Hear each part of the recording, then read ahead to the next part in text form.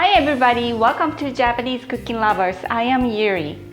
Today I will show you how to make Shake no marinara, which is the salmon and marinade with Japanese sauce.